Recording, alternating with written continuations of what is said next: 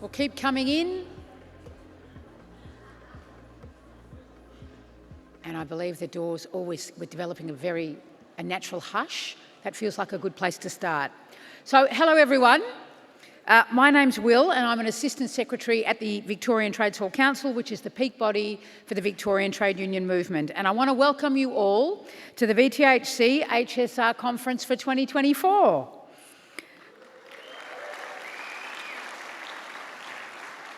And as always, I'm statutorily obliged to thank our sponsors right up front.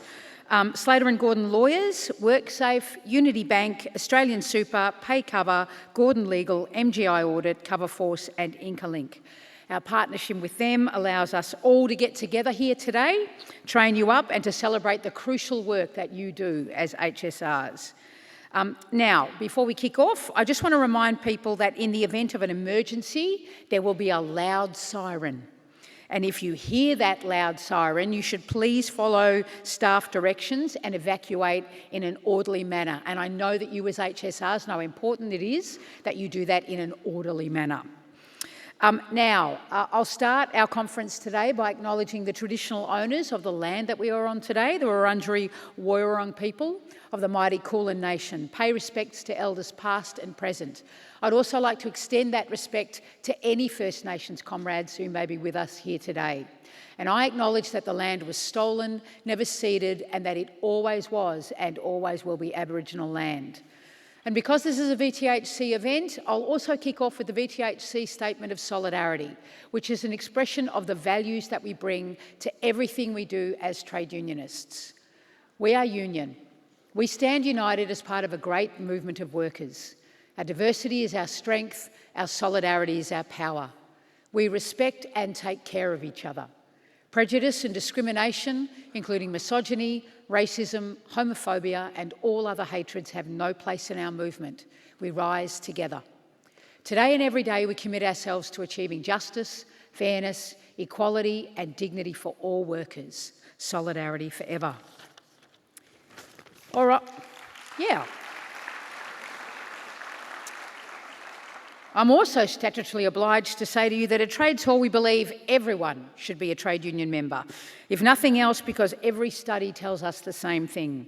Unionised workplaces are safer workplaces. So if you're here today and you aren't a member yet, I encourage you to go to the VTHC table or go to australianunions.org.au to sign up. Now, before we start our first session, I want to draw your attention to the Slido app that we are using to ask questions. Those of you who've come to previous conferences will be very familiar with this. No matter where you are watching this conference from, you can log in on your phone. There is a QR code on page 2 of your conference booklet to our page, but you're also able to visit the website, which is www.slido, which is SLI.do, and enter the session ID #HSR 2024, and that information will appear on slides throughout the day. So, there you go. Look at that. All day that's going to appear.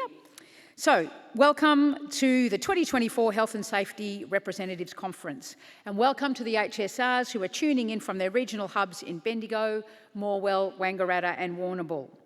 Before we start, we'll take a moment to remember the Victorian workers that have been killed so far in 2024 at work or because of exposure to hazards in the workplace. WorkSafe reports that 30 workers have been killed at work this year. But we know that those 30 workers represent just a proportion of people who are killed because of their work. Occupational illnesses and other non-traumatic injuries, workplace deaths can take years to be properly counted and considered as work-related fatalities.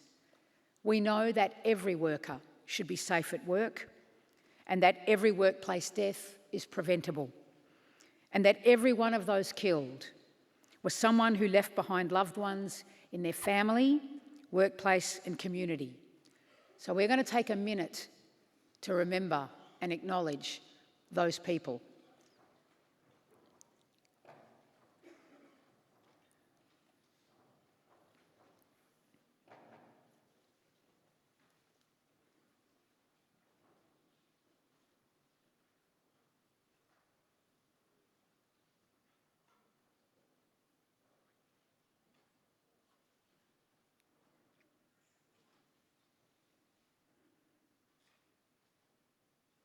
As an HSR, you do vital work in your workplace, identifying hazards, supporting your co-workers, and working to find solutions that get hazards fixed.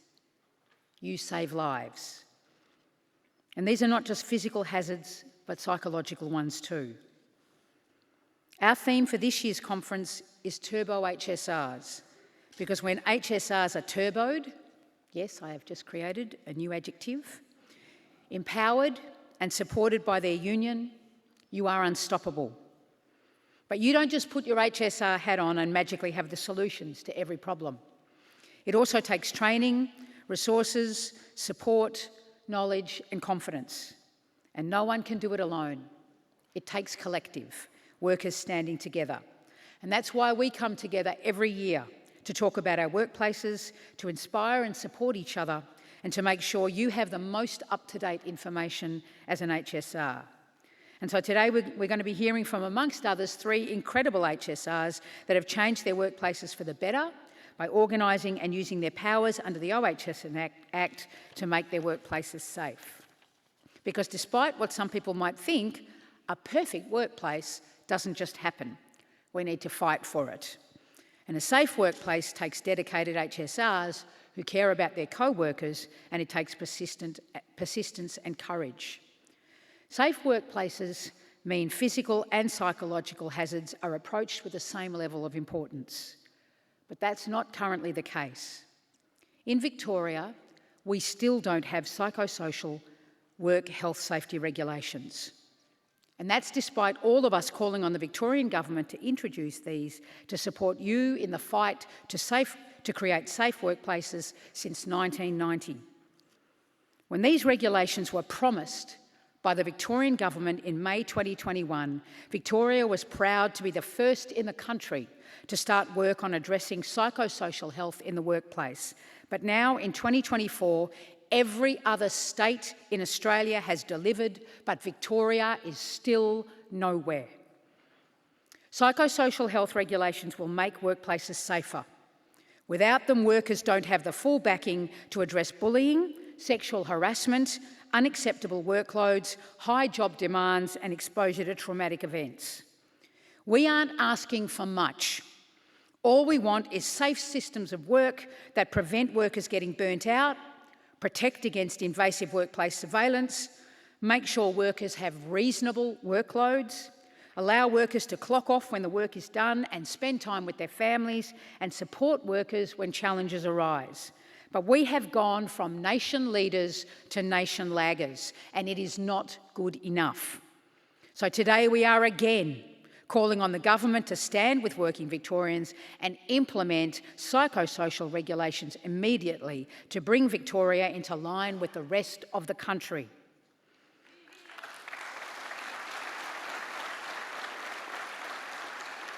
And we're still fighting to protect injured workers under work cover. So I'm going to update you on the work cover changes that were passed in March. And these have been a massive blow for Victorian workers. For those who don't know, work cover is the state-based workers' compensation system. If a worker's injured at work and that injury prevents them from working, work cover is the safety net that should ensure that worker can support themselves and their family while undergoing treatment and rehabilitation. That seems a pretty fair and reasonable premise, right? Not to the government, who introduced significant change earlier this year. And there are 2 major impacts of these changes. Firstly, a range of mental injuries are now no longer covered by work cover. That's despite 36% of mental injury claims coming from the government's own workforce, including police, nurses, paramedics, firefighters, carers and teachers. This group makes up 9% of the workforce, yet 36% of mental injury claims. And instead of getting compensation, some of these workers will now potentially just receive 13 weeks of medical treatment. The problem is, you can't get in to see a specialist in that time. And in the meantime, how do you pay the mortgage? The second change means injured workers who are still incapacitated for work will be kicked off the scheme at 130 weeks if they fail to meet something called the whole person impairment test. This is a calculation of a person's injury as a number. The government has introduced a test that means that an injured worker isn't seen as a person, they're seen as a number. A number that's calculated using a book that says it should never be used to decide if someone should or shouldn't get compensation. And a number that isn't even right because it doesn't see a person's whole impairment. Mental and physical injuries can't both count towards the whole person impairment test. You have to choose one, even if both of those injuries are related or were sustained in the same workplace accident. So let me give you 2 examples of how that might work.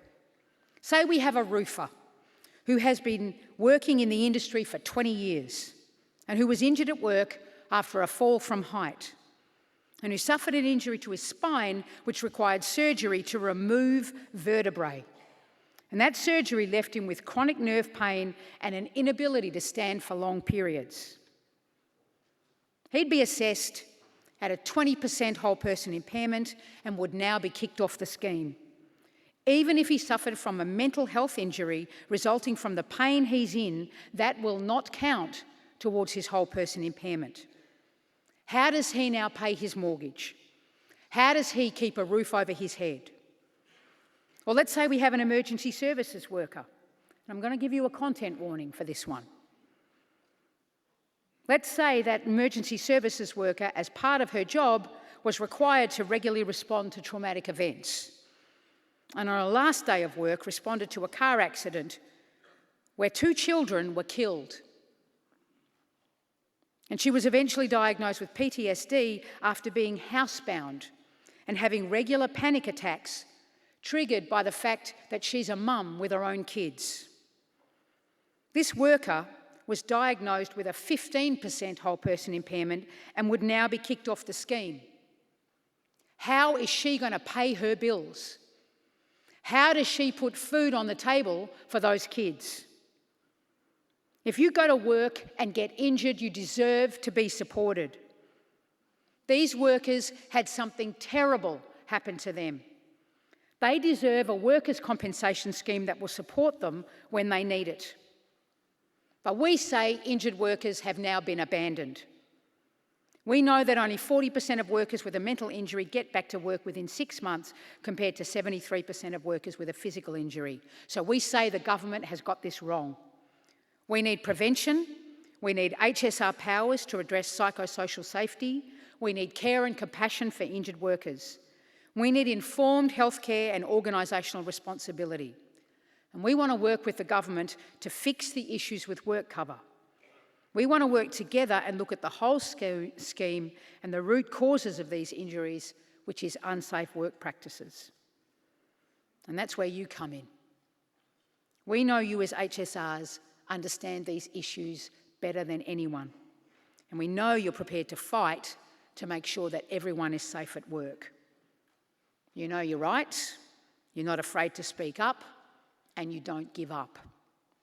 So together, we need to make sure that every worker comes home safe. So comrades, I hope you're all fired up and ready to be the best HSRs you can be, because there's more fight in us. You're going to hear from a whole range of speakers, OHS experts and HSRs that have done amazing work keeping their comrades safe across the state. So, let's get turboed up, because each of you has a massive role to play in ensuring the health and safety of Victorian workers. As union members and HSRs, the fight for safer workplaces never stops. And to anyone here today who's not a union member, we encourage you to join us and advocate for change. Change to our systems so that workers are safe, change to our compensation scheme so injured workers are supported. We urge you to advocate with us for workers supporting worker voices to be heard. Because research shows that union workplaces are the safest workplaces, so you would be joining a proud movement of workers standing up for workers' rights and conditions, including the most important right of all, the right to return safe home from work every day. So, on behalf of all Victorian workers, I say to all of you here today, congratulations on the work that you are putting in to achieve this. Congratulations for the work you do each and every day to keep your comrades safe and to make sure that they come home from work every day safe. And congratulations for standing up and fighting for a compensation scheme that makes sure that if they are injured, they are not left behind and they are not abandoned. So, that's my rant done. I am now going to introduce our second speaker, the CEO of WorkSafe, Joe Calafiore. Joe is the former CEO of the Vic Transport Accident Commission, the chair of the Cardinia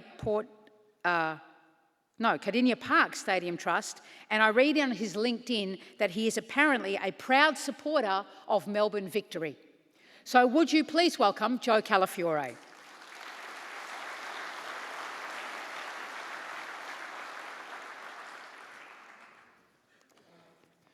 Thank you very much, Will. It's my pleasure, good morning everyone, to be here today. Let me also begin by acknowledging the traditional owners of the land, the Wurundjeri Woi-wurrung peoples of the Kulin Nation, and pay my respects to elders past, present and emerging. And I'd also like to extend my respect to First Nations people who have joined us at today's conference here today. Just as I begin, I feel really incredibly privileged to be here today. It's my first HSR conference as the CEO of WorkSafe. I'd like to really acknowledge the tremendous leadership of Luke Halakari, Will Strachey, Dom, Danae, Honorary Member Renata. They're the entire team at Trades Hall Council. Every single week, WorkSafe and Trades Hall Council would be having a conversation, a discussion, a debate about how occupational health and safety is working on the ground in Victoria. So if it's okay, it's a little bit indulgent, but a round of applause for the team at Trades Hall Council.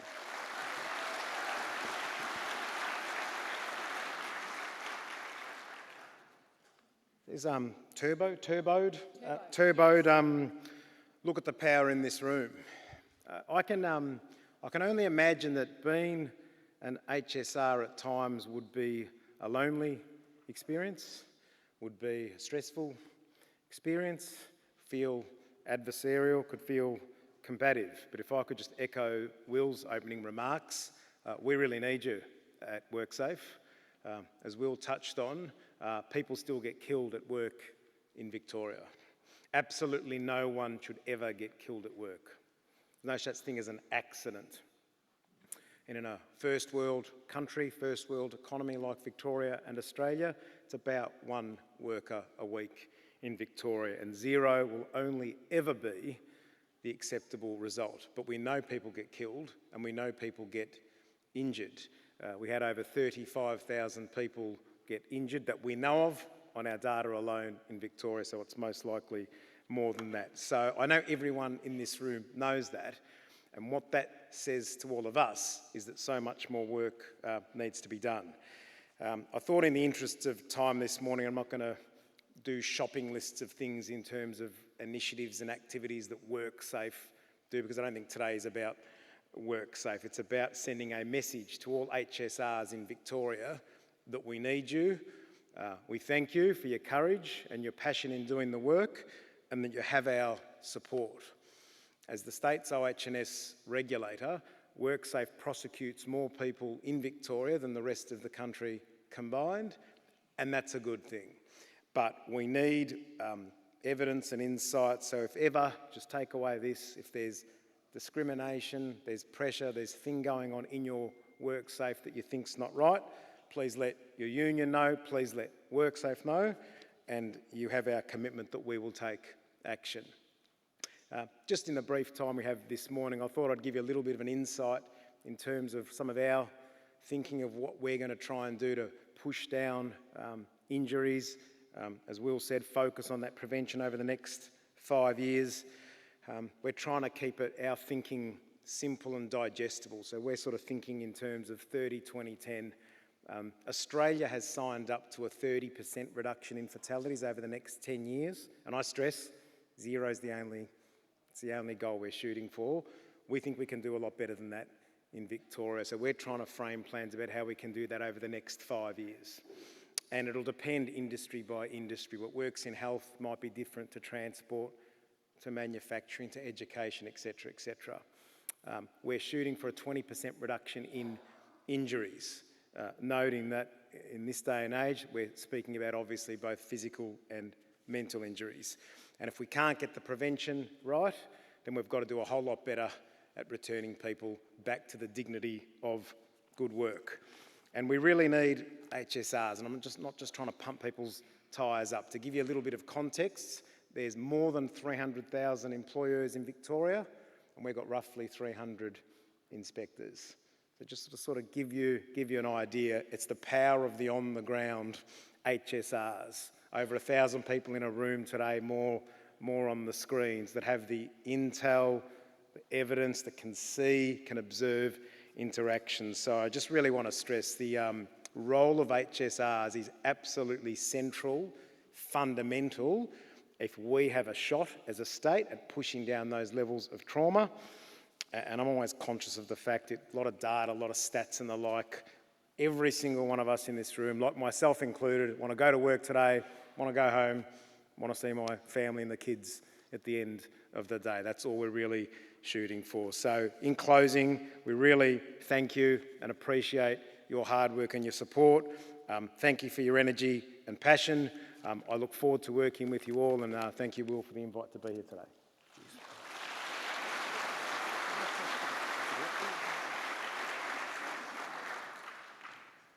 You can see it's his first one, right? He doesn't know where to go when he's finished. You're there. Excellent work, comrade. So thank you, Joe. Next up, it is my great pleasure to introduce Lisa Heap. Lisa Heap is a Labor lawyer and researcher with a research focus on gender and inequalities at work, work health and safety, and the regulation of work. She holds degrees in political science, industrial relations, law, and applied human rights. It's just a little excessive, I think. You know, there's a lot going on there. Lisa's PhD in law from RMIT University investigated new regulatory approaches to prevent gender-based violence and harassment at work, and we are very, very lucky to hear from her today. Would you please welcome Lisa Heap?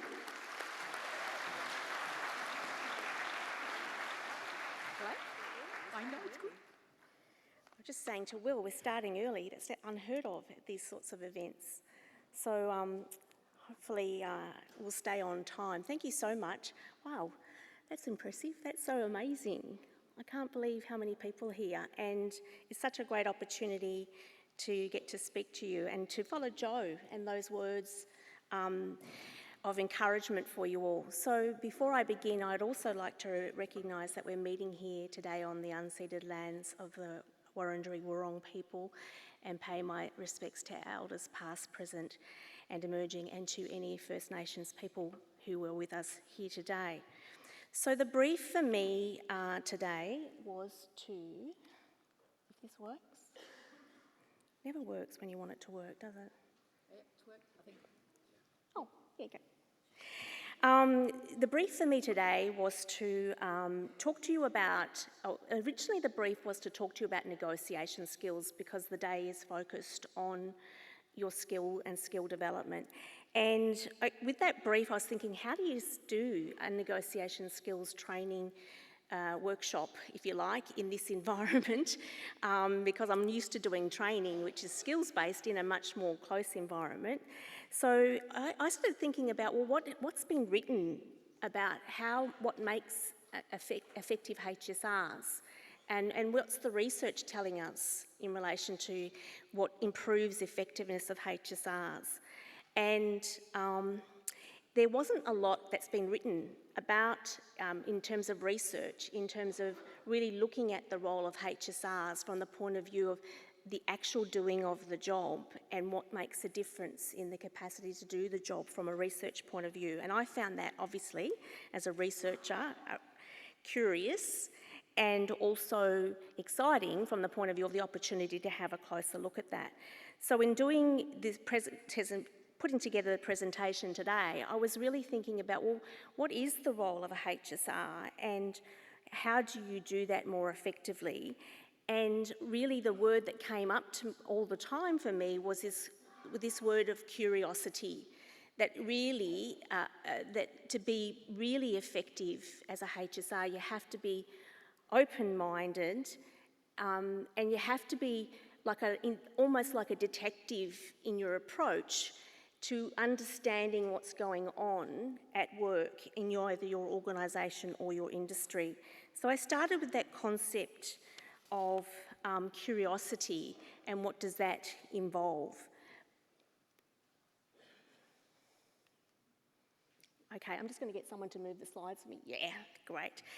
And before I went down this line of curiosity, I thought, well, what does the system tell us about the important role of HSRs? It tells us a lot, and the WorkSafe regulator in this state tells us that they respect you and that they see that you're important and that you should be encouraged and supported and protected to do your job. But possibly, which is very important, but possibly also more important, the legislation describes a role for you that is really fundamental. And that's because we have a system of regulation in relation to work health and safety in Victoria and across Australia, which is called the Robins system or model of regulation, whereby organisations or businesses get the benefit of not being regulated by tightly enshrined regulation that sets down all these prescriptive things that they have to do or that they can do and they can't do. And the trade-off for not being, caught up in what was referred to in the past as red tape in terms of regulating health and safety was this idea that if you want some more self-regulation at the employer level, you have to cop the idea that workers have a central role in that process of ensuring health and safety, and that they have to be represented in that role, and that they have to be supported and protected in terms of doing that role, and that they have a link to a body outside of the workplace that can assist them, that is their union, to perform that role effectively. So we have both your organisation, the regulator as an organisation telling you it believes in the role of the HSRs, and we have a system that prescribes an important role and function for you. Thanks. So how do you do this job? And my concern in talking to you about, kind of from a point of view of negotiating skills, this question of what's your job, is that that's just one piece of this puzzle in terms of how you go about doing your job.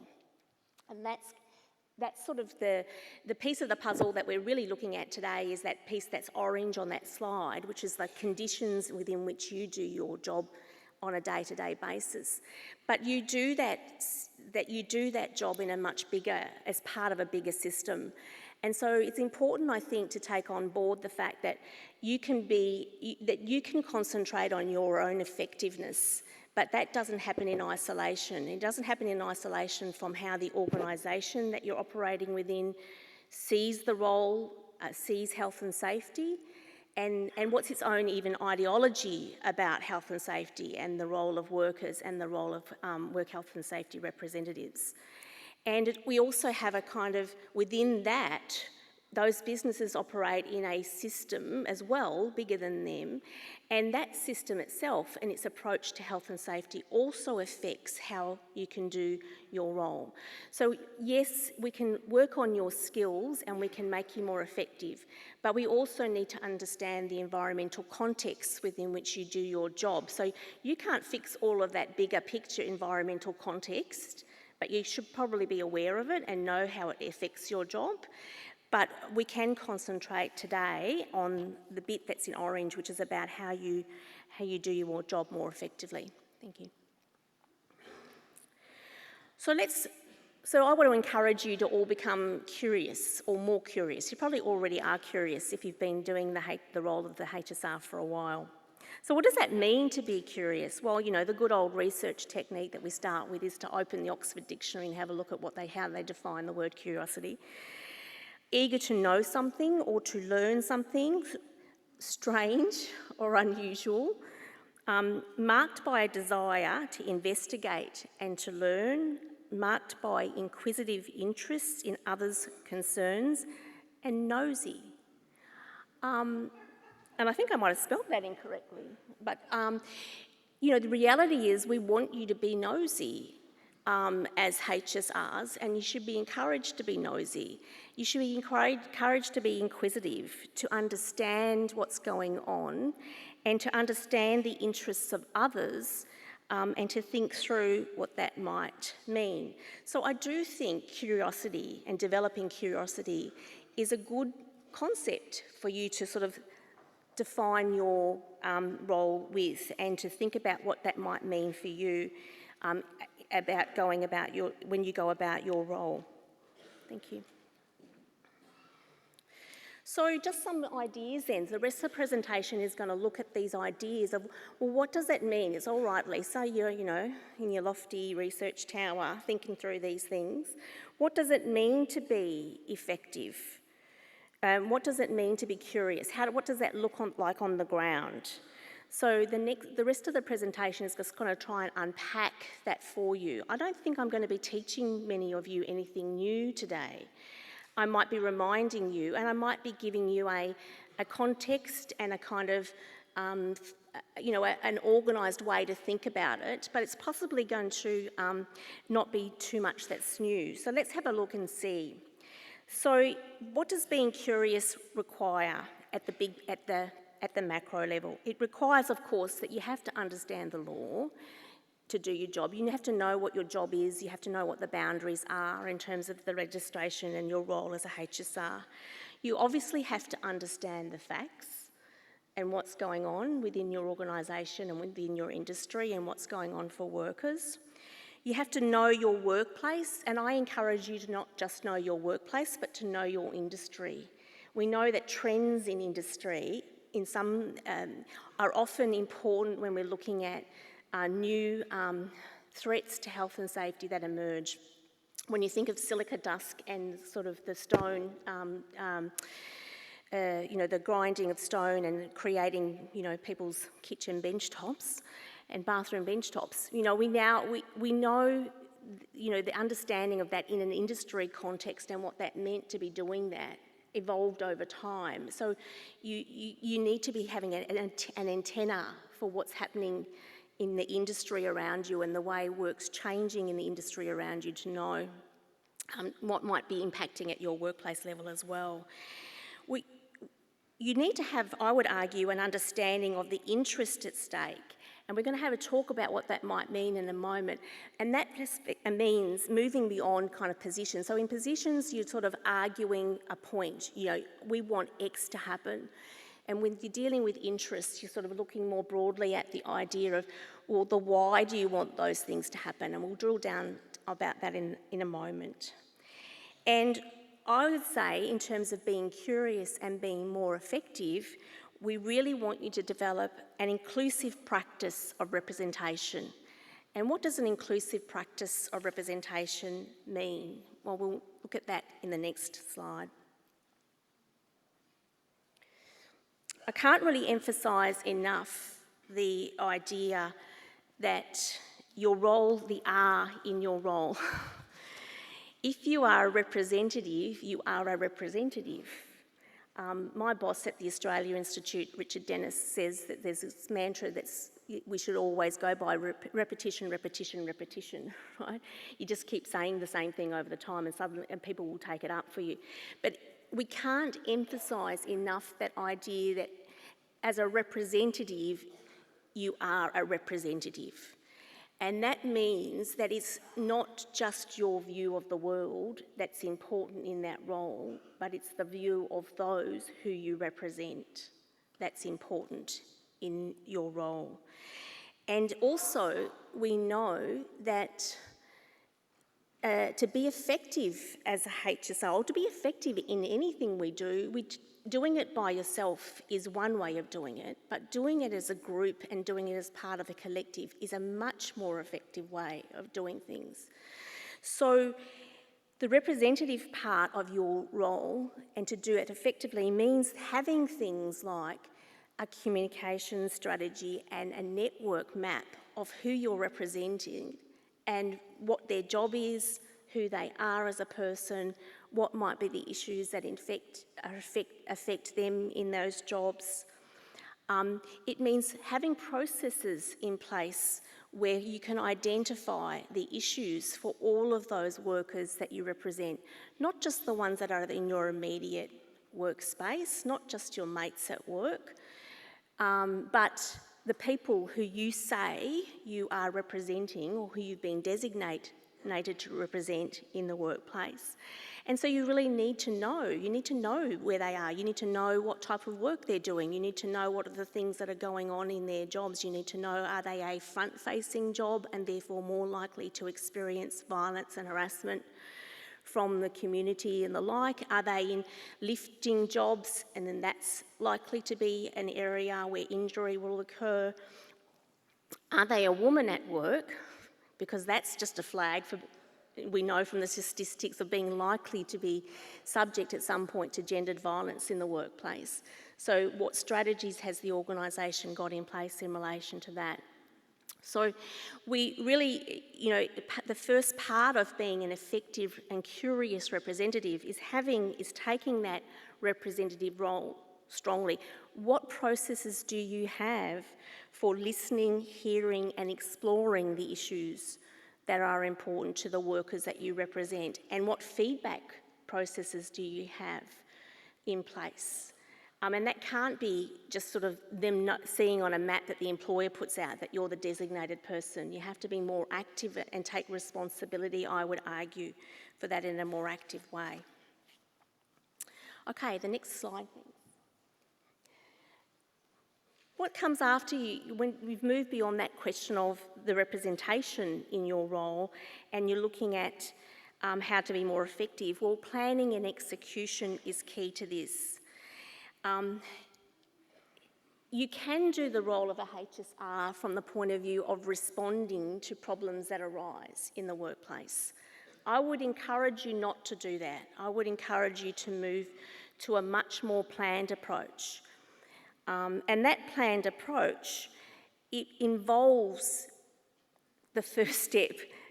What are the workers saying, doing, needing in your workplace that you're designated to represent them for? And once you've got that information, what's the plan in relation to those things? Many hazards in the workplace now can be predicted, and we can work on the basis of seeking to prevent them through having strategies in place to mitigate the risks, eliminate them or mitigate the risks of them occurring. I can take gender-based violence and harassment as an example. Some of us have been arguing about this as a work health and safety issue for decades.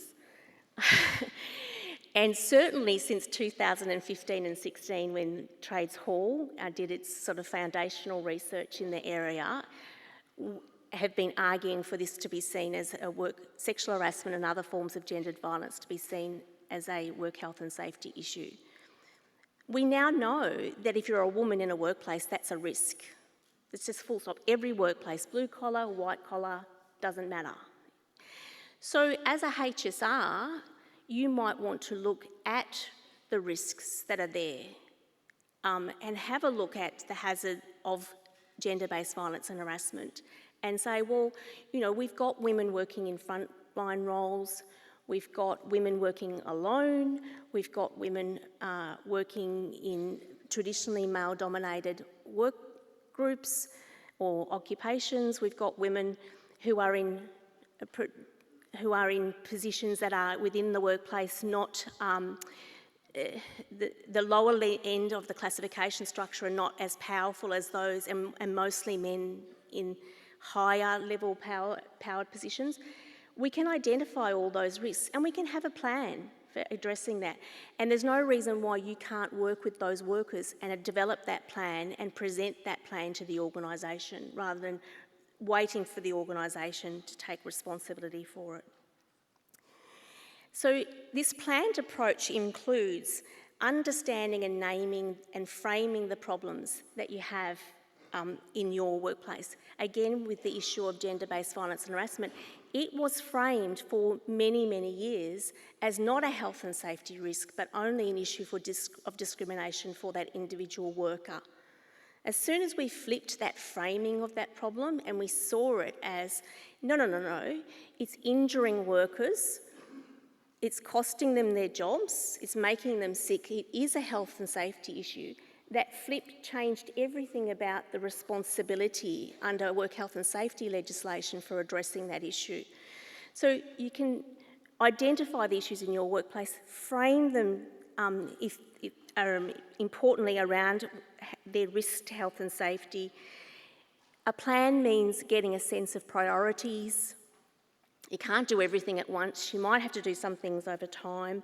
Setting objectives with the workers that you're representing. What would they like to see change over time? Which things need to happen more urgently? There will obviously be some things that may be urgent just because they're about to injure workers or they're likely to have serious injuries straight away, and we have to get onto those. And a plan means setting out those things, identifying the tasks to achieve the goal that you want, and initiating it and reviewing it. I'm not teaching you anything here. You would have seen, you can Google many things around what does an effective plan look like. But that idea that you start your work in your representative capacity as with the plan that's founded on the priorities and the concerns of the workers you represent is key, I think, to your effectiveness. Okay. So then we go to, well, we've got some problems in the workplace. How do we go about fixing those problems? The first thing I want to say is that every problem can have, for every one problem, there's probably 10 different views about what the problem actually is, right? So it's important that you understand the problem from your point of view, yes, but that's not the end of the story. You understand it from your point of view. You should, I think, to be effective, understand the problem from the employer's point of view. And then I want you to be generous in that, which might be a struggle for some of you, depending on that environment in your workplace about how your employer treats health and safety or whether they make it a priority or not. But if you can be generous, at least at the start, in terms of, well, how does my employer, how does the people responsible for the business or undertaking, how did they see this issue? Why have they not taken action, or why have they taken the action that they have taken in relation to this? Just trying to get your head in their head for a period of time is very helpful from the point of view of you trying to work through where solutions might be. You obviously, again, I can't emphasise this enough, that you have to understand the problem from the point of view of those in your designated work group. It's no good being the white knight charging out by yourself on your own with your idea because you think it's important and you have no idea what the workers themselves think about the problem. A, because there might be a variety of views amongst the workers that you're representing, and B, you'll be less effective because you won't have people with you. It's not a collective response, it's you as an individual running the race, and that's never as good. And you should think about from the point of view of anyone else who is important. And I've left that deliberately open because in your own context, that anyone else who may be important could be very different. For me, if you're working, for example, in a healthcare setting, the patients, the people who you're giving healthcare to are important and may have views about this. They could be important allies in your approach to have something done, particularly if it means fixing a problem which is a risk of health and safety to workers may also be more effective in terms of the healthcare that's provided to the people who receive it. So have a think quite broadly about who else has got interests in this area, who else you may be able to call on to assist you in resolving this problem. Thank you. Okay, so I've talked a little bit to you about interests. This is where people usually get out. I don't know if anyone's seen the book, the Harvard Business School book, Getting to Yes, Getting Past No. They're sort of negotiation training books. But, I've got my views about them, Anywho, but one of the things that they do, which does say in those books, which I do agree with to an extent, is that if you can see beyond a position to the interests, you may be able to find more solutions to fix the problem. So what does that mean? Sometimes I think in health and safety, because it is a risk to people's safety and their life maybe, it can be quite blunt on that kind of, this has to change, otherwise that's problematic. Guards on machinery and equipment are things like that. They're just no-brainers, they've got to be sorted, get it done. We're not going to negotiate that for, weeks and weeks and weeks on end, they have to be fixed. But increasingly the problems, and from the point of view of what Will said in relation to psychosocial injury, the problems are not as black and white in terms of the fix for them, and we have to be a bit more innovative in terms of the solutions that we're looking for them. You might think that you know what the solution is. We want X to change, that's it. We've talked about it in our designated work group, we want X to change and we want it to change this way. That means you've got a position. You've decided on the problem, you've decided how you frame the problem, you've decided what you want to see as the fix, and in your mind, the only thing that will fix it is that thing, because that's the position you're taking on it. The more that you can keep in the mindset of, this is the problem, this is how we understand what the problem is, this is, the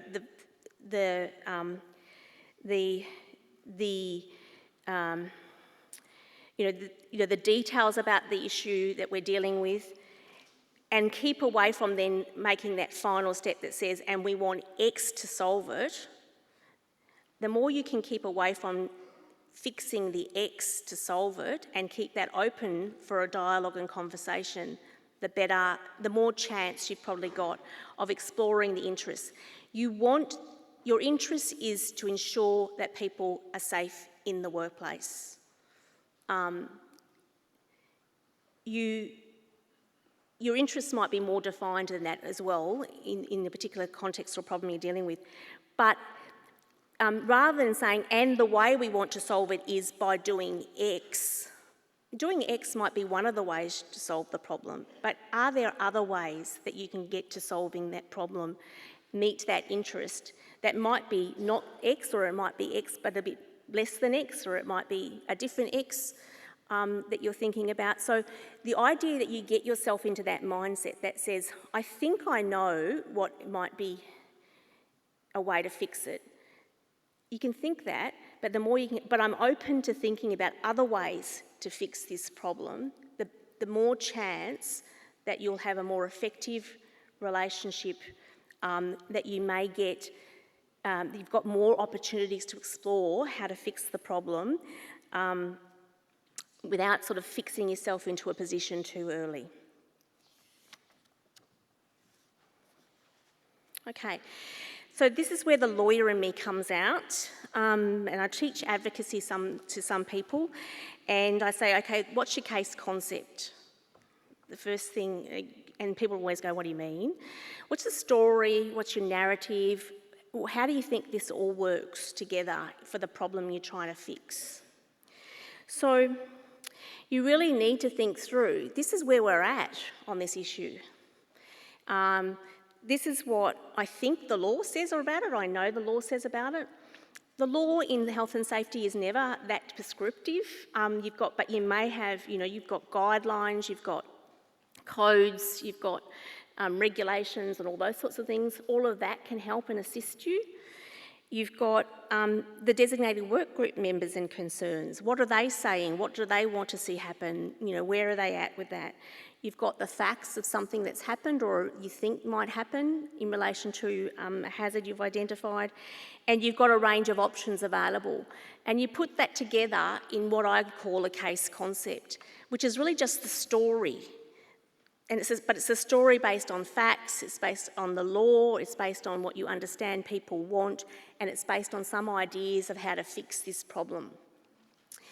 And you've got to put it together in a persuasive way. So that's why I say a narrative, because, you know, you've got to kind of put it together in a way that is persuasive and that people will understand and that people will be supportive of and that people will get behind and therefore adopt. And those options that you put forward for solution are based on interests. And the one common interest that you should all have in the workplace, I understand some people will be, because of the nature of their employer, may be a bit more cynical than others on this, is that you want everyone to be healthy and safe at work. You want what Joe said in his opening. You want everyone to go home, you know, safe and uninjured. That should be everyone's objectives. But there'll be objectives or interests below that as well that may be in common. If you're in a combative environment in relation to these things, and I know that some of you will be, I know that it's not all, you know, lollipops and rainbows out there. That's why I put that ecosystem up, that the environment, the industrial relations environment, the respect for health and safety at work is different in different workplaces. That's reality. But even if you're not going to be able to resolve this internally within the organisation, the more that you have a persuasive case concept, if you have to seek support from the union and the regulator, the better it will be also from that point of view. And to help you sort of really drill down to this question about what should be in my case concept, what should be the interests, what should we be looking for, what the sort of negotiation skills training gurus tell you is you've got to understand what winning looks like and you've got to understand what losing looks like. And they'll do things like do fancy names like, what's your whatna? And you go, what the? What's your whatna? What's your worst alternative to a negotiated agreement? Okay. If we don't sort this out on the ground with the people who are responsible for health and safety in the workplace, what's our worst alternative and how likely are we to be in that environment to be successful in getting our interests met? Okay, so that's your whatna. What's the worst alternative? It's not your bottom line. It's kind of like, if this doesn't happen, if this doesn't work, what does it look like? Where do we go? And then the other one, just to be fancy-smancy, is the BATNA. What's the best alternative to a negotiated agreement? Okay, so you tested, the whatna really requires you to be really honest with yourselves, with your designated work group. Really honestly, if we don't get it sorted out by sorting it out on the ground and we go to the regulator or what have you like that, what's likely to happen? You've got to be really, really hard on yourself to say, not just because, not I reckon it's going to be okay when we go to the regulator, but what do we really think the regulator's going to do if we go there? If we say it's not fixed internally and we're going to the regulator, what are they really going to do? Really challenge yourself on that. What's your best alternative to the negotiated agreement, the BATNA, is what's the best case scenario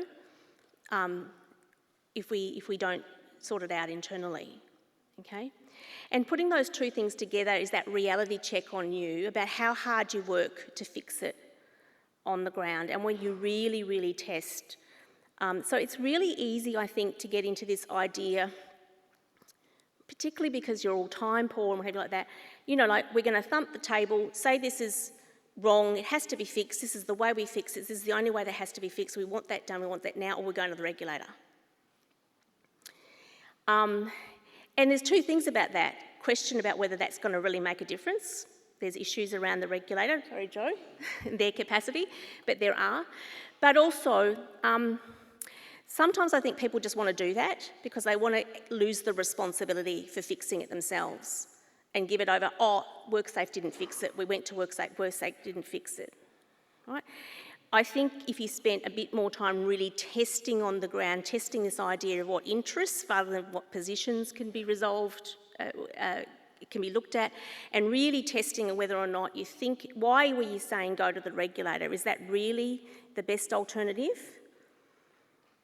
Are we really going to the regulator to get help, or are we going to the regulator because then we can say we tried and like it's now somebody else's responsibility to fix it? So that's a bit challenging, I understand, for you all, but I would encourage you to have a little bit of testing of those ideas of the whatna and the batna to see how it works for you on the ground.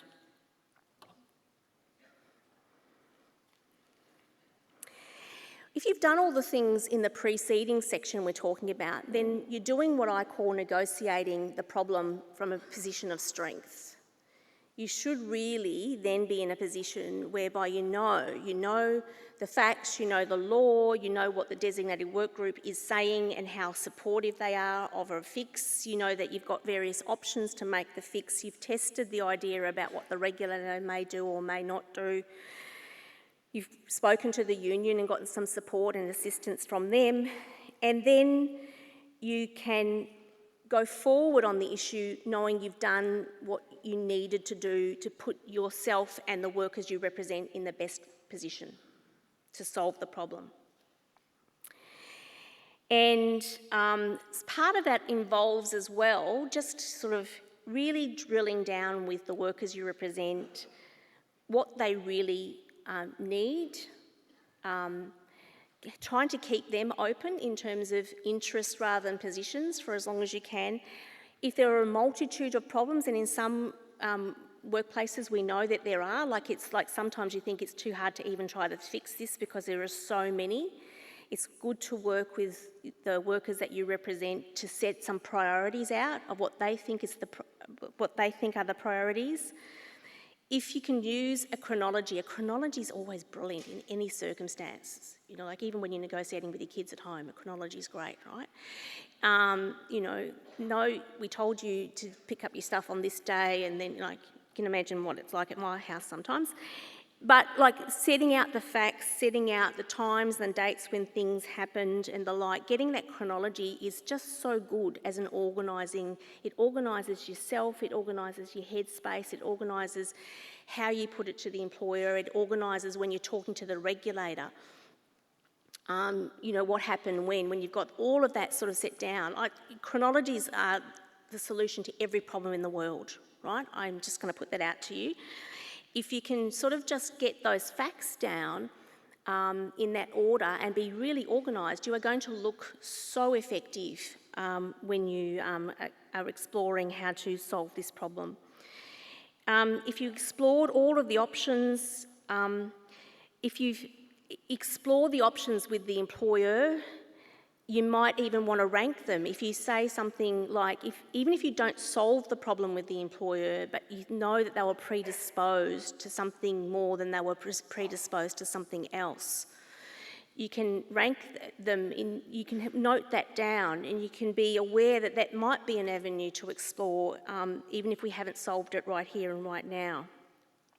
If you do get some exploration and ideas from the employer, if you get some agreement about what's going to happen, get it in writing. And, we'd like to work on trust, but no longer these days, I think, if we ever did rely just on that, but get everything in writing. Even if you've got managers at the local level saying something and it has to go upstairs, get what they've said at the local level in writing, what they think should be what they've agreed to do with you, even if that is agreed to meet with you at another time in relation to it. Get that in writing. Build in the idea of reviews and evaluations and follow-ups in what you've done. I know that it's busy out there. So often I think some of our best negotiated agreements come back again they come back as problems again because you got the agreement and you think it's being implemented the way that it's been you understood it was going to be, but you didn't have a review mechanism to see whether it really got implemented in that way. So going out, building in the idea of reviews, evaluations and follow-ups. And I can't emphasise this enough, reporting to your designated work group about what's happening all the way through the process, but particularly where there's a proposal for change, and getting their support for that change and getting their understanding of what that change means is really, really important. It's really important that they own the outcome, not you own the outcome. That the designated work group says, okay, well, you know what, that wasn't kind of what we thought might fix the problem, but it does kind of fix the problem, so we're going to give it a go. It's important that they say that, we're going to give it a go. We see this as our outcome, not you as the health and safety representative alone wearing the responsibility for that. So it's not, I did this, I did that, I'm responsible for this. It's we looked at the problem together, we set the priorities, we looked at the options, I reported to you about what the employer was saying, we made some choices about how we were going to go about this. We got to this point and we are either accepting it or not accepting it together as a collective. So there you go. I don't mean to put that to you as saying this is going to be simple. It's put to you on the basis that genuinely think it's a hard job that you have, genuinely believe that you can make that job both more enjoyable and more effective by emphasising the representative nature of your role and really working with those people on the ground who are the workers in your work group. And you also need to make them work. You know, you need to not let them say the health and safety rep's responsible for this and say, oh, it's not my problem, it's the health and safety rep's problem. You need to engage them and involve them in this process and make it all of your problem to fix. And that planned approach is just so critical to keeping sane in this process, and just saying, I've got a plan, we'll work through that plan, we may have to change that plan, but we've got some ideas about how we're going to go about this, getting your facts straight, understanding how the facts relate to the law. That's all what you do anyway, I know that, but just getting it in a planned way can really help. And then finally, that final thing is that curious mind. So going into it as an investigation, inquisitive, not saying, I know what the problem is, this is what has to happen, if they don't do it, blah, blah, blah, blah, blah, but really going in and investigating what you think is the problem is. And as in conclusion, I just want to say, in areas of psychosocial hazards, I really understand how difficult it is to start thinking about what the regulation looks like in that area and how you manage it. But it's really an important way, it's an important thing if I take gendered violence as an example. We now know what the problem is, we know what the issue is, we know that we can plan to try and eliminate and mitigate it. If you decide as a health and safety representative to be curious, that will mean getting on the front foot and getting that plan out before you're dealing with those problems as they're occurring on the ground. And I really think that's the key to us dealing with sexual harassment, for example, and other psychosocial hazards at work, is you saying, even though I don't have that problem, no one's come to me with that problem, but I know that in every workplace this is a problem, we're going to have a plan to fix it before it even happens, is a really good way about thinking about your role. Thank you.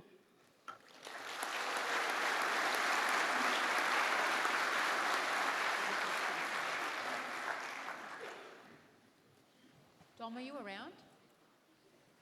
Hey, if you could, we're going to do questions now. I'd like to introduce Dom, who is the leader of the VTHC OHS team. Woo! Yeah, love that. Just in case, you know, because while I know a lot about OHS, not everything, and Dom, however, does know everything. So that's awesome. So we now have some questions, and And what I'll do, even though the questions are directed in some cases at specific folks, I am going to ask potentially if anyone else who has input that they want to give. Joe, it's not going to surprise you know that a couple of the questions are going to come to you, but input from others is always welcome. This is one that comes up every year. So if you're here again next year, I guarantee it will come up again next year. Joe, how do we get inspectors to respect HSRs? What do we have to do to have the HSRs taken seriously and have the inspectors not just attend a workplace and speak to management? And the suggestion is, although taking in mind Lisa's idea of being curious about what the options might be, one suggestion to that might be that workplace OH&S folks get access, and managers get access to training in the same way that HSRs do, all right? So mandated, and that's come up in another question as well, mandated management training. So comes up every year. Joe, what's the situation with inspectors and HSRs? Yeah, no, thank you for the question. Look, the easiest thing for me to do is to sit here to state the obvious and go, we do respect HSRs. However, thinking about what's sitting behind that question, my response would be, please help me and please help WorkSafe. We ourselves as an organisation have HSRs. We have this conversation as ourselves as employer, and what we've tried to do over the past year, as opposed to come into headquarters at WorkSafe to discuss this topic, I've tried to take my team out on site, whether that's into hospitals, into the construction industry, etc., etc. So I suppose, Will, in the interest of time, because there's a lot of questions, we absolutely do respect HSRs, but if there are instances, whether they're at a workplace level or whether they're at a more systemic industry level, let us know. Drop me an email and myself and my team will give a commitment that we'll come out and have a conversation as to how we can improve. Excellent. Dom, did you want to say anything about the situation? And Lisa, did you want to add to any? Okay, well, we'll just go across then. Lisa. I'm not sure how easy it is for someone to put up my third slide, which has the ecosystem on it. Is that possible? Sorry to put you on the spot there. Yeah. So I really think we would be good to do. My experience would be it would be good to do some political education training with the inspectors about power structures at work, because I think that. I think they've got a difficult job. I think the inspectors have got a difficult job. I think they're under the pump. I think they're under-resourced. And I think in some areas they're underconfident. And I know that in relation to gendered violence, they're really underconfident about what they do in that area, because for them it's something that they're coming across. And it's challenging in terms of what the fixes are.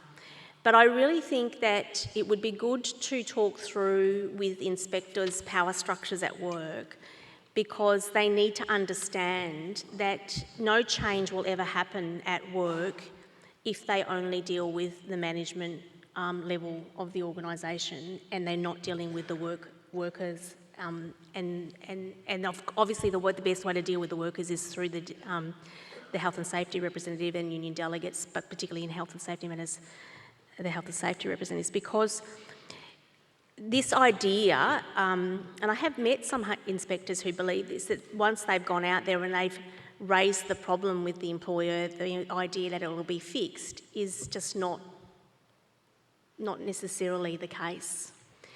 And so the points of resistance, I think they need a better appreciation of the points of resistance and why those things that a management saying that this will fix, yes, we'll fix that problem, doesn't mean that necessarily that will happen. And I really do think it's that kind of political education, just to understand the different, I mean, it sounds naive, but to understand the different interests between labour and capital, and that you have to work collaboratively with both the representatives of labour and the representatives of capital to solve this problem. Dom, is there anything? Yeah, thank you. I'd probably say the first thing is that under the Act there's a requirement to have a list of HSRs up in the workplace, which should mean it's easily accessible to everyone in your DWG, but also an inspector that visits. The second is that WorkSafe guidelines also say that in most situations, and when an inspector visits, they should be asking for the HSR. Now, there's a number of reasons why you might not be alerted. It could be that the inspector doesn't ask. It could be that your employer says that you're not on site or you're not available at the moment as well, and they've taken that to be, okay, well, we've asked for the HSR. The HSR's not there, therefore we'll continue with our inspection, or I'll continue with why I'm here today. So just be alert that they should be asking when they come on site in most situations though. And if there is an inspection report, there's nothing stopping you as an HSR either requesting that from your employer or from WorkSafe as well. And there's nothing stopping you following up to find out why you weren't consulted or why you weren't told that an inspector was on site, if indeed you were available. All right. Okay, this one comes up every year as well, Joe, so just be prepared. There is always a sense that WorkSafe is not doing enough to prosecute employers who discriminate against HSRs. HSRs are often put under huge pressure in workplaces. We know that we have situations where HSRs are sacked or where they are bypassed for promotion or where the pressure is exerted in them in the workplace because they step up and they speak out. So can you tell me, or can you tell the crew here, first off, does WorkSafe prosecute employers who do that? And do you not? Can you give us some examples of cases where that's happened?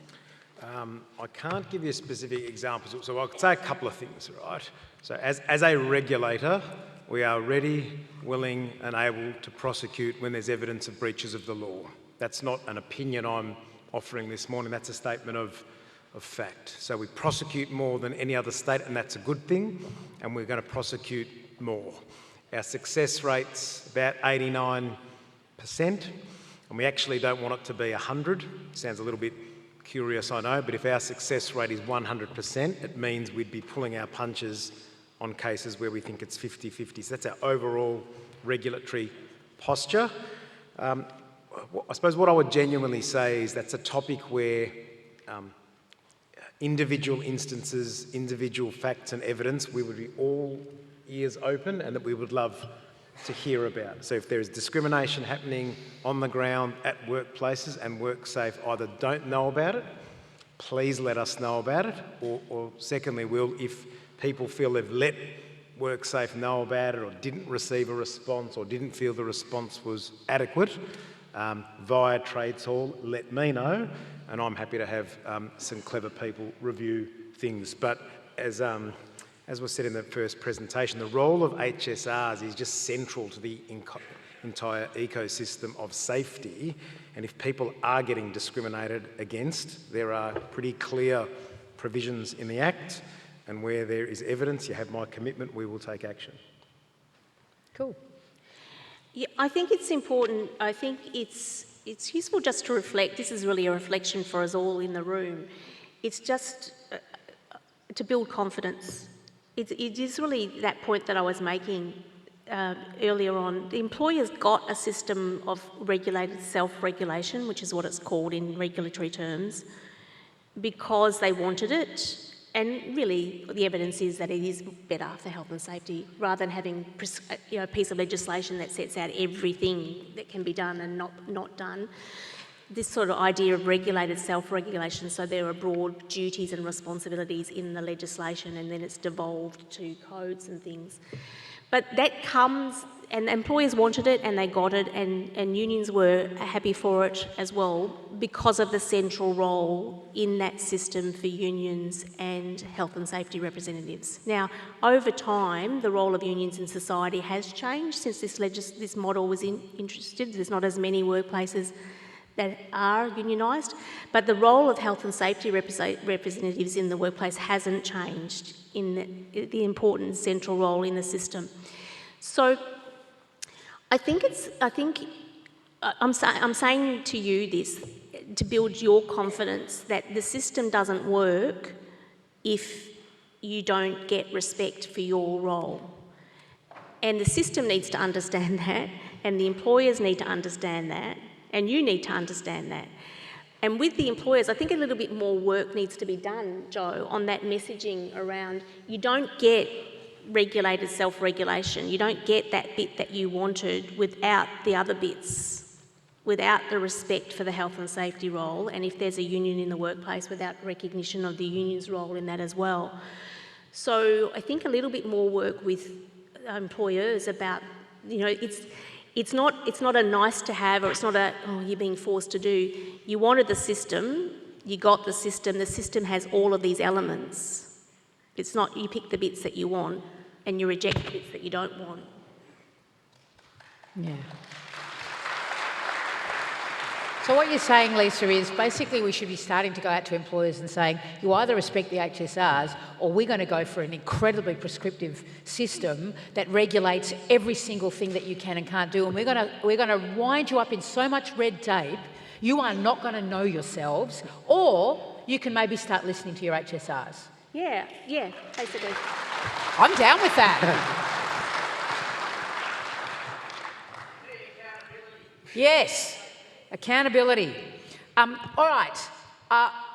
We are vaguely ahead, but we brought morning tea ahead, but we've only had 2 questions. So I am going to ask, did you want to say anything about that one, Dom? I can. You can? Excellent. I want you to back me up with what I'm saying about this. You know, we're going to wind them in red tape stuff. That's what I'm asking for. Everything that Will said. Thank you. Also, probably just, I think that, you know, it is difficult for WorkSafe. There's legal kind of barriers and standards of proof to prove discrimination. That is a barrier.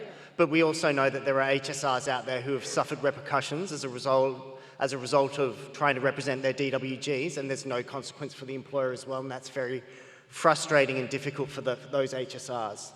Agree with everything that's been said. Lisa, in her main presentation, talked about we, not I. I think when it comes to raising issues, that's really important. The best protection HSRs can have is from the collective, from members of your DWG. Make sure you're representing them, make sure you're speaking on behalf of them, make sure you have their backing. It's not your issue you're bringing to your employer. You're there as a representative. It's your workplace's issue, and you're actually there trying to help them resolve the issue. In terms of HSRs suffering backlash, I don't want to steal Will's thunder, so you'll mention it in a bit, I'm sure, because I wrote your speaking notes. No, it's all come from me, just to be really clear. But we are looking at better ways that the laws can protect HSRs, and there is something in your booklets that will help us do that. Excellent. Okay. I've got time for one more question, I reckon, and I'm going to bundle up a number of questions which go to you, Lisa, but others can obviously contribute, which is around, you talked in your presentation, and Dom, you've just talked about the need for an HSR to really represent the members of their DWG. But we know that sometimes employers don't facilitate that conversation. They don't make it easy for an HSR to meet with the DWG, and in some case,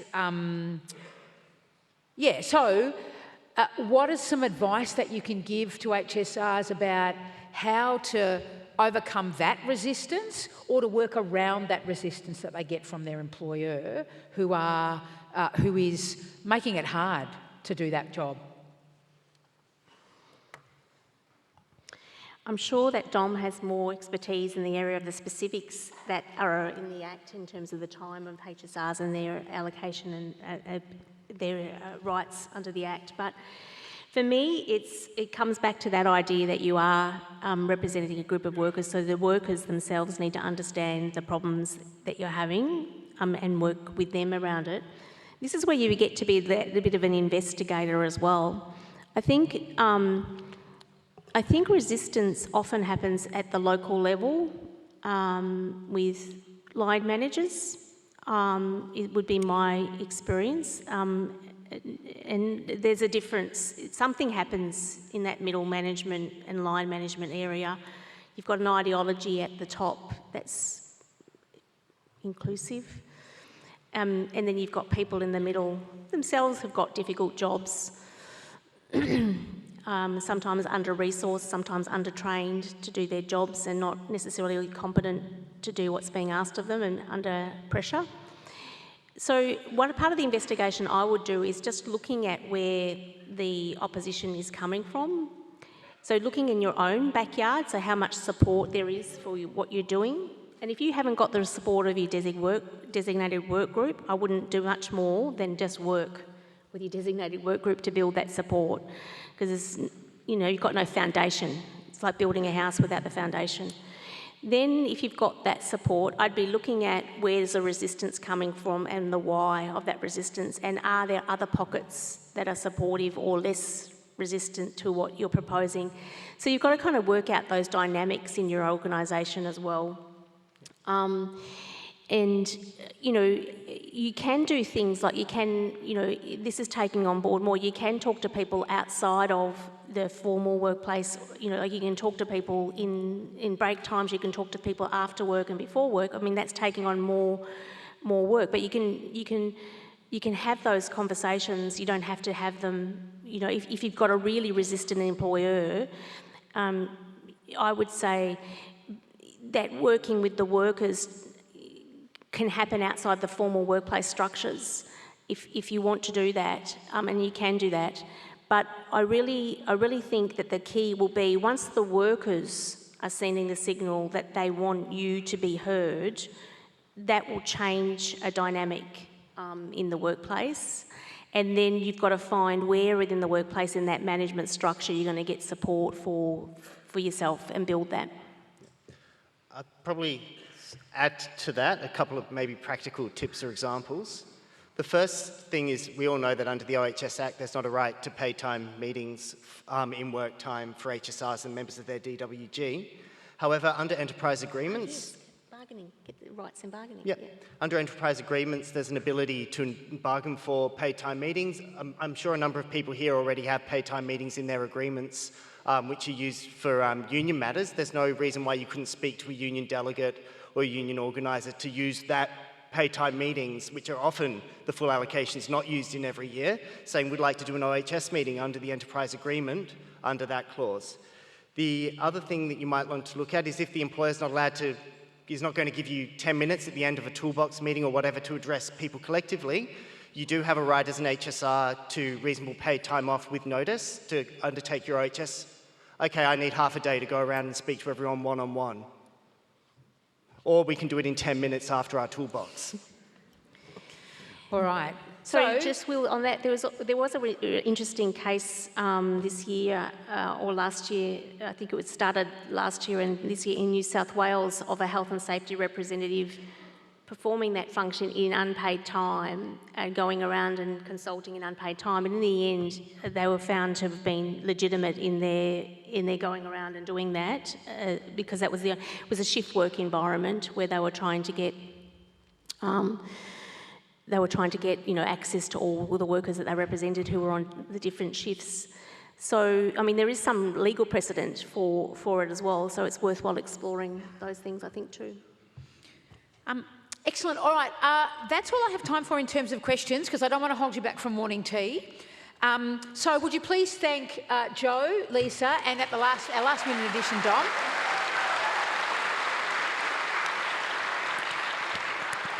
All right, now, I believe now we're going to have a short message from one of our sponsors. As the safety net for the construction industry, IncoLink is there for workers when they need it most, keeping their entitlements secure while supporting our members with insurance, wellbeing services and counselling.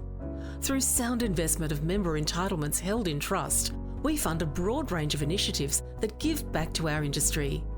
IncoLink is Australia's largest entitlement scheme and a true employer and union partnership. IncoLink. Entitlements. Insurance. Wellbeing. And would you please welcome Christian from IncoLink. Thank you. At IncoLink, we're proud of all the work we do with HSRs in the construction industry. And in our industry, it's a given that everything we build requires a sturdy foundation. And at IncoLink, we understand that mental health is the foundation to all health. And foundations are important, right? A building constructed on bad foundations will be unsafe. and workers in the construction industry that have poor mental health can be a danger to themselves and to others. We see evidence of cracks in these foundations all around us. Every second day, an Australian construction worker takes their own life. A construction worker is 6 times more likely to die by suicide than an incident at work. And men in construction are 50% more likely to die from suicide than men working in other industries. There is no site in our industry that in some way isn't touched by the effects of this endemic issue. It's been taken as a given that it's just another inimitable feature of a male-dominated industry. But no obstacle is unmovable and no challenge is insurmountable. So what do we do in construction when we find something that needs fixing?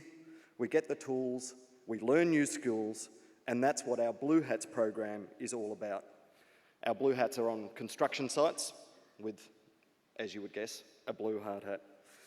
With WorkSafe support, the Blue Hats program has been designed by our industry, for our industry, as a peer-to-peer support network that provides education, training and support to HSRs and union delegates. The program is versatile, featuring both general awareness training and on-site training to equip Blue Hats to provide mental health support for those who are doing it tough. Along with IncoLink's 24-hour counselling support, the Blue Hats program is a testament to our recognition that mental health is the foundation of all health, and that through parallel awareness campaigns and training, we're pushing to break the silence around suicide and mental health in our industry. IncoLink has always put new skills development at the top of our agenda. In fact, we're the #1 non-government funder of industry-based training in Victoria. Last year, IncoLink funded a variety of occupational health and safety training grants across the CFMEU, AMCA, the AWU and the Master Builders. These grants make our industry safer and for everyone by equipping workers with the skills and the knowledge they need to minimise workplace risks. HSRs are an outstanding pillar of any workplace, and we understand that a safe workplace is not only good for the individual, but for the industry as a whole. As Australia's oldest and largest workers' portable entitlement scheme, IncoLink is very proud to be a sponsor of this event, and we're very grateful for all the work you do in your workplaces. Thank you.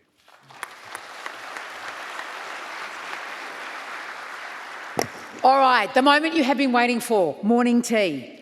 Now, we are going to reconvene in this room at 10:30 a.m. sharp. For those who selected vegan, vegetarian or halal, your food options are in the main area.